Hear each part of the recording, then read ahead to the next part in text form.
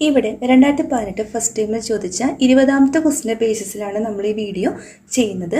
ഇത് ഇമ്പോർട്ടൻ്റ് ആയ ഒരു ക്വസ്റ്റ്യനാണ്, അതായത് ഒരുപാട് പരീക്ഷയ്ക്ക് ആവർത്തിച്ച് കണ്ടിട്ടുള്ള ഒരു മോഡൽ ക്വസ്റ്റ്യൻ.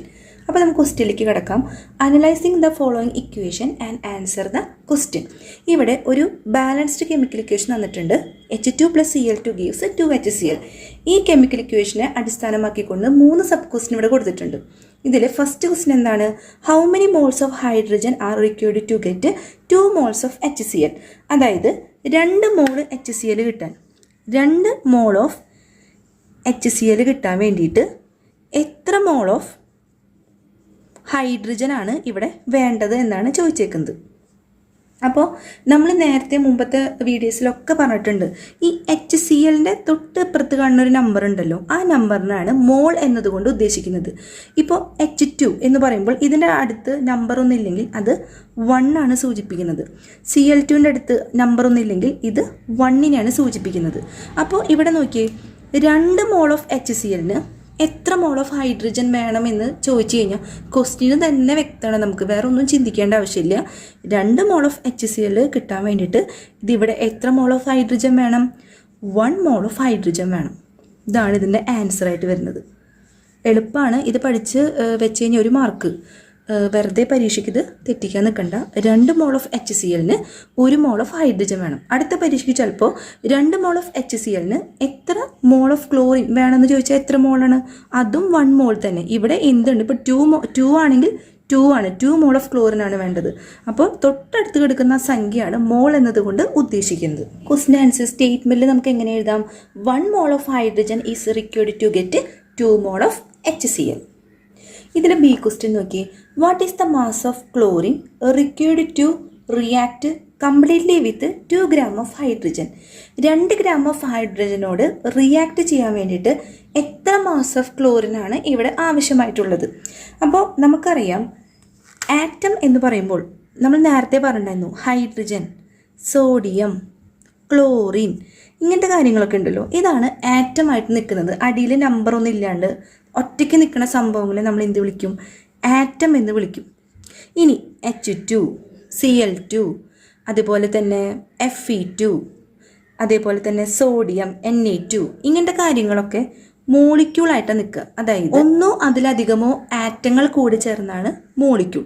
അപ്പോൾ ആറ്റം മോളിക്യൂൾ എന്നുള്ളൊരു കോൺസെപ്റ്റ് ഒന്നും ഇതിൽ തന്നിട്ടില്ല. ഇവിടെ തന്നിരിക്കുന്നത് ഓൾറെഡി മാസിൻ്റെ കാര്യങ്ങളാണ്. ഗ്രാം വെച്ച് കൊടുത്തു കഴിഞ്ഞാൽ ഇവിടെ ആറ്റം ആണോ മോളിക്യൂൾ ആണോ ഒന്നും ചിന്തിക്കേണ്ട ആവശ്യമില്ല. 2 ഗ്രാം ഓഫ് ഹൈഡ്രജൻ, അതായത് 2 ഹൈഡ്രജൻ ഉണ്ട് നമുക്കിവിടെ അറിയാം അല്ലേ. അതുപോലെ തന്നെ 2 ക്ലോറിൻ ഉണ്ട്. അപ്പോൾ അത്രയും കാര്യങ്ങൾ ചിന്തിക്കുന്നു. 2 ഹൈഡ്രജൻ്റെ മാസ് എത്രയാണ്? ഒരു ഹൈഡ്രജൻ്റെ മാസ് എന്ന് പറയുന്നത് നമുക്കറിയാം എത്രയാണ്? 1 ആണ് അല്ലേ. അറ്റോമിക് മാസ് 1H1 എന്നാണ് അത് കൊടുക്കുക. അപ്പോൾ 2 എണ്ണത്തിൽ വരുമ്പോൾ എന്തായിരിക്കും? 2 × 1 2. 2 ഹൈഡ്രജൻ ആയിട്ടുള്ളത് കൊണ്ട് 2 ആയിരിക്കും. അപ്പോൾ 2 ഗ്രാം ഹൈഡ്രജന് ഇവിടെ എത്ര ക്ലോറിൻ ഉണ്ട്? അതേപോലെ തന്നെ 2 ക്ലോറിൻ ഉണ്ട്. ഒരു ക്ലോറിൻ്റെ അറ്റോമിക് മാസ് എത്രയാണ്? 35.5 അല്ലേ. ഒരു ക്ലോറിൻ്റെ 35.5 ആണെങ്കിൽ 2 ക്ലോറിൻ്റെ എത്രയായിരിക്കും? 35.5 × 2 എത്ര വരും? 71.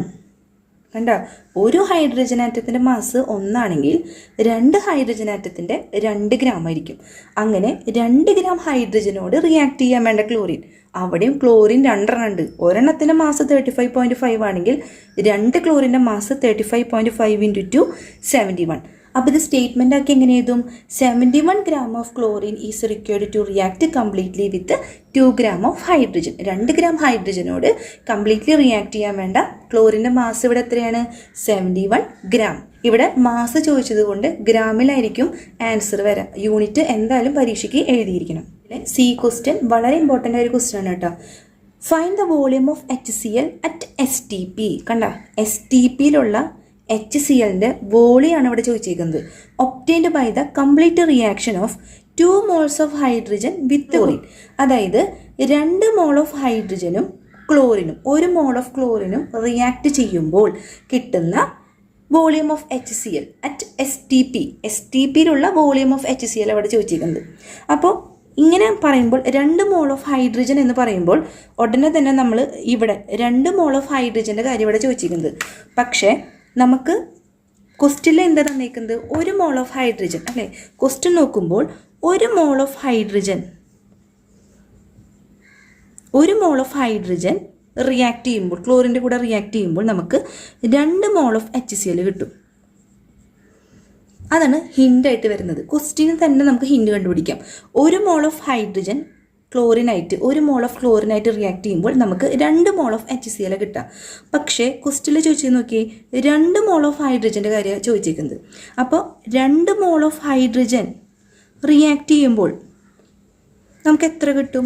1 മോള് 2 HCl കൊടുക്കുകയാണെങ്കിൽ 2 മോൾ എത്ര കൊടുക്കും? 2 × 2, അതായത് 4 മോൾ ഓഫ് HCl. ഇത് അറിഞ്ഞിരിക്കണം കേട്ടോ. 1 മോൾ ഓഫ് ഹൈഡ്രജൻ ക്ലോറിനായിട്ട് റിയാക്ട് ചെയ്യുമ്പോൾ 2 മോൾ ഓഫ് HCl ഉണ്ടാവുന്നുണ്ടെന്ന് നമുക്ക് ബാലൻസ്ഡ് ആയിട്ടുള്ള കെമിക്കൽ ഇക്വേഷൻ തന്നെ മനസ്സിലാക്കാം.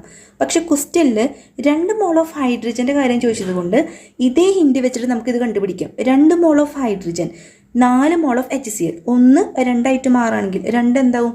2 × 2 4 മോൾ ഓഫ് HCl എന്ന് കിട്ടി. ഇനി നമുക്കറിയാം 1 മോൾ ഓഫ് എനിത്തിങ്, അതായത് സ്റ്റാൻഡേർഡ് ടെമ്പറേച്ചർ ആൻഡ് പ്രഷറിൽ 1 മോൾ എന്ന് പറയുന്നത് എത്രയാണ്? 22.4 ലിറ്റർ. നമ്മൾ എപ്പോഴും പഠിച്ച ഒരു ക്വസ്റ്റ്യനാണ്.